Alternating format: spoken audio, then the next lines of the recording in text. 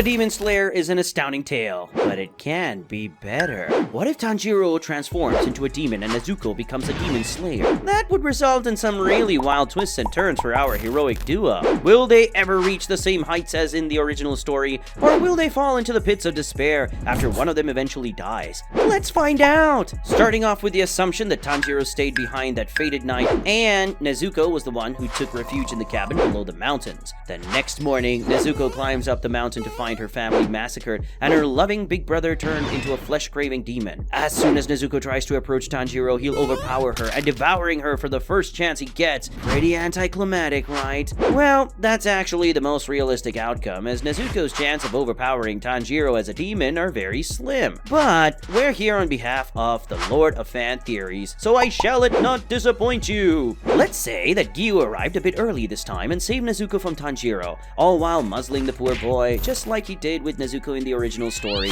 Nezuko, using her wits and the strong forehead she inherited from her mother, tries to outmaneuver Giyu, and her dedication towards saving her sibling strikes a chord in Giyu's conscience. He spares the two and writes a letter of recommendation to Urokodaki, who now expects Nezuko as a student instead of Tanjiro. Determined to prove her strength, Nezuko, on her way to Mount Sagiri, encounters the same demon, but this time, Tanjiro would take on the demon all by himself, because he would actually be a stronger demon compared to Nezuko. Urokodaki would be flabbergasted seeing the demon who fights his own kind and will look forward to teaching Nezuko. She would easily move on through the final selection process and master the art of water breathing to become a demon slayer. Although everything seems to be going fine so far, but Nezuko lacks one major asset that helped Tanjiro all throughout his journey.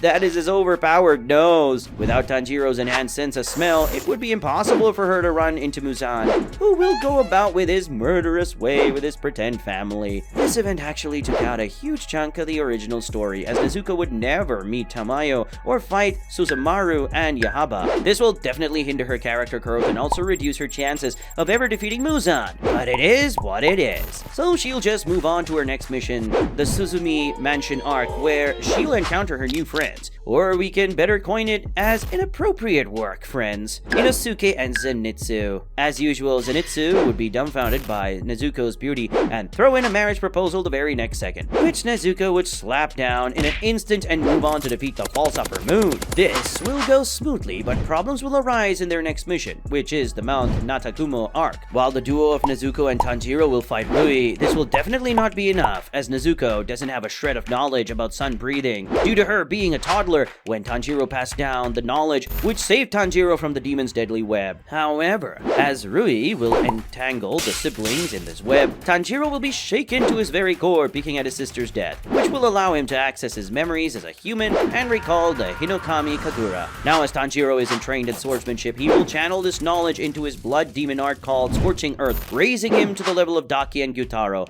He will force his way out of Rui's webs and burn off his hands, allowing Nezuko to decapitate him with the 10th form of water-breathing Constant Flux. The unusual siblings will be captured by the Hashiras and taken back to the mansion, where all the Hashiras will accept them for the time being. The trio will set out for their next mission on the Mugen train, which will go a lot better than the original storyline, as this time, Nezuko, Inosuke, and Zenitsu will take down the Lower Moon 1, while Rengoku and Tanjiro stall Akaza till sunrise, who will severely injure Rengoku, but won't be able to kill him this time around. Although Tanjiro is an Upper Moon level demon, he is still no match for the top 3 because he didn't go through the Slater training. Hence, the duo of Tanjiro and Rengoku will fail to stop Akaza from escaping. After recovering from their injuries of the previous battle, Tenjin will recruit Nezuko to infiltrate the entertainment district, but Inosuke and Zenitsu will offer their services as well, due to Zenitsu being in love with her and Inosuke being just plain dumb as usual. They'll encounter the duo of Daki and Gyutaro engaging in a death battle.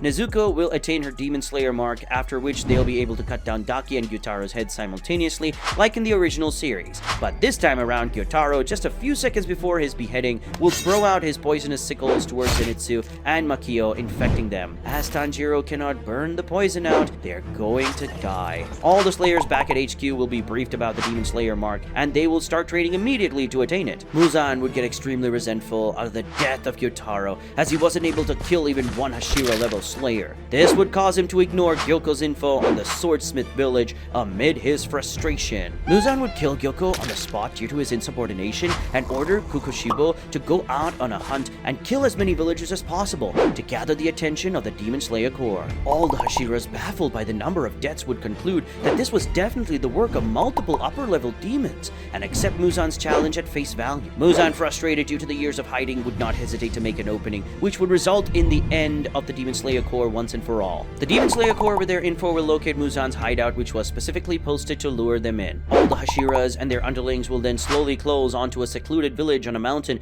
where they suspected the hideout of Muzan to be, but in a very expected twist, they'll immediately get teleported to different areas of the Infinity Castle by Nakime.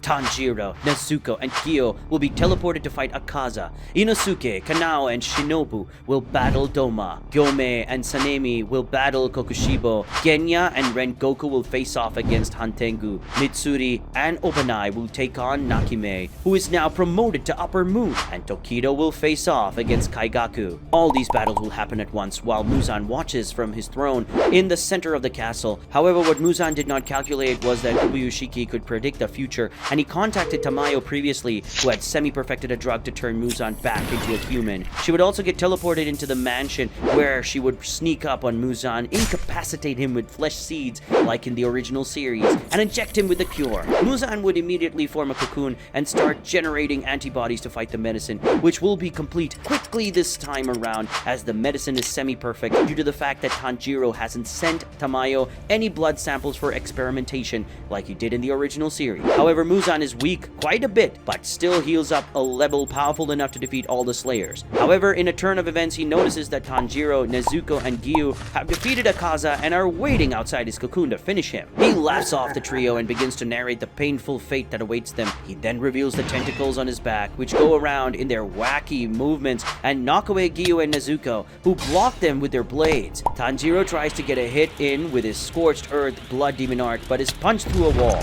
The future of the Slayers seems bleak, but suddenly the Kasugai Crow enters the room, announcing that Kokushibo has been killed by Gyome with the casualty of Sanemi, and Doma has also been defeated, with the casualties being Kanao and Shinobu. Tokido then bursts through one of the doors, revealing that he defeated Kaigaku as well. Muzan will be shocked at the fact that not one but 4 of his upper demon moons are dead. He would rage on with his tentacles on the 4 remaining fighters, but the other Hashiras would arrive just at the time to save them. Muzan's biggest shock will manifest into a reality when the Infinity Castle would start disappearing, confirming the fact Nakime is dead. Akatsugai will appear, announcing that Rengoku has defeated Hantengu with the casualty of Genya, and henceforth helped Mitsuri and Obanai to take down Nakime. With only 30 minutes left till sunrise and Muzan still in denial about how close he is to dying, he will push his body to the limits and try to overpower the remaining Slayers. But as he does so, 5 of Muzan's hearts will explode, along with 4 of his brains, revealing that Tamayo's medicine was not meant to cure him, but rather decompose his specific organs at a very crucial time. Gyome, sensing what just happened, will command everyone to attack. Muzan, realizing he has no time to regenerate those organs, will try to go back into a protective cocoon, but Giyu and Rengoku will slash it down before it can fully cover Muzan. After an intense 30 minutes that would be equivalent to an eternity for our heroes, the Demon Slayers will suffer numerous casualties, and with the help of Nezuko and Tanjiro holding off the Demon King till the first ray of sunlight hits him, they'll win this race against the time. However, this isn't a happy ending for everyone, as Tanjiro's skin would start to burn off. He would utter his last words, "We did it," while in Nezuko's arms, and plummet to the ground, turning into ash. The end.